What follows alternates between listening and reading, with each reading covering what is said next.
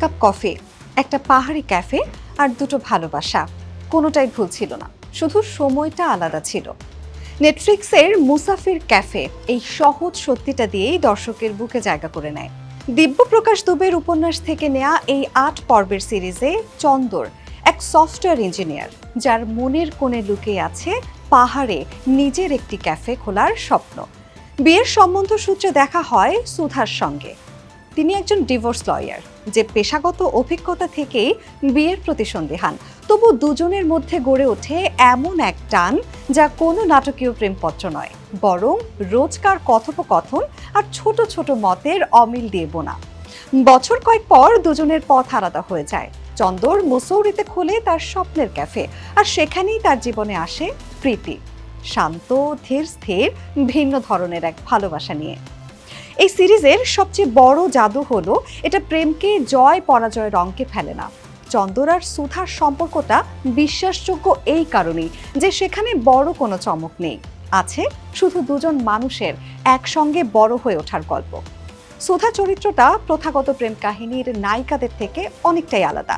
নিজের ক্যারিয়ার আর নীতির প্রশ্নে সে কখনোই আপোষ করে না, যদিও তার জেদি মাঝে মধ্যে সম্পর্কে দূরত্ব তৈরি করে দেয়। অতীত আর বর্তমানের মধ্যে সিরিজটা এমন এক সাবলীলভাবে যাতায়াত করে যে আবেগের সুতোটা কখনোই ছিঁড়ে যায় না। সবচেয়ে বড় কথা, এটা দর্শককে কারো পক্ষ নিতে বাধ্য করে না, বরং বোঝায় একটা ভালোবাসা মানুষকে বদলে দেয়, আর আরেকটা দেয় স্থিরতা আর নিরাময়। এই আবেগিক পরিণতিবোধই সিরিজের সবচেয়ে বড় শক্তি।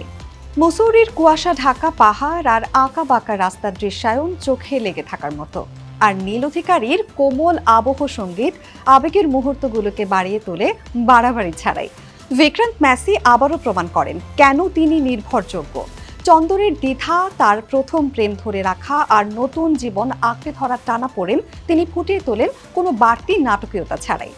বেদিকা পিন্টো আর মহিমা মাকওয়ানা দুজনেই নিজেদের চরিত্রে এত সত্যি যে বিক্রান্তের সঙ্গে দুজনের রসায়নই আলাদা করে বিশ্বাসযোগ্য। তবে পুরো সিরিজটাই যে নিখুঁত তা কিন্তু বলা যাবে না।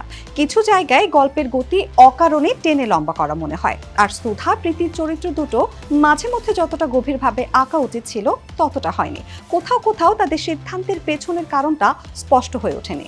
তারপরও মুসাফির ক্যাফে একটা বৃষ্টি ভেজা বিকেলের আরামদায়ক কফির মতোই। শেষ পর্ব শেষ হওয়ার পরও যেন মনের কোণে থেকে যায়। যারা বিশ্বাস করেন ভালোবাসা সবসময় শব্দে নয়, অনুভূতিতে বেঁচে থাকে, তাদের জন্য এই সিরিজটি মাস্ট ওয়াচ।